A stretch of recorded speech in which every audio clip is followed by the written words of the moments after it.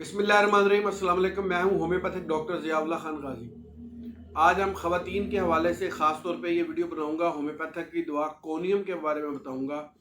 अगर ख्वाहिश नफसानी दब गई हो और उसके बाद असरात जिस्म के ऊपर आ गए हों तो उनकी दवाई कोनियम होती है। कोनियम गिल्टियों में, गोमड़ियों में इस्तेमाल होने वाली बेहतरीन होम्योपैथिक की दवा है। इसके बेशुमार और भी फ़वायद हैं। मर्दाना कमज़ोरी के अंदर भी कोनियम को इस्तेमाल करवाया जाता है। लेकिन मैं आज आपको इसको कोनियम को ख़वातीन के हवाले से बताऊंगा कि जिन ख़वातीन के पस्तानों के अंदर गिल्टियाँ बन गई हों और वो गिल्टियों में दर्द हो, जिसे गोमड़ियाँ भी कहते हैं, बन जाती हैं, तो वो कोनियम का इस्तेमाल करें। कोनियम इन गोमड़ियों को, गिल्टियों को ठीक करती है और वापस उसके जो सेलुलर सिस्टम ख़राब हो जाता है, सेल्स ख़राब हो जाते हैं, उनको दोबारा रीजनरेट करती है। उस हवाले से कोनियम बेहतरीन होम्योपैथिक की दवा है।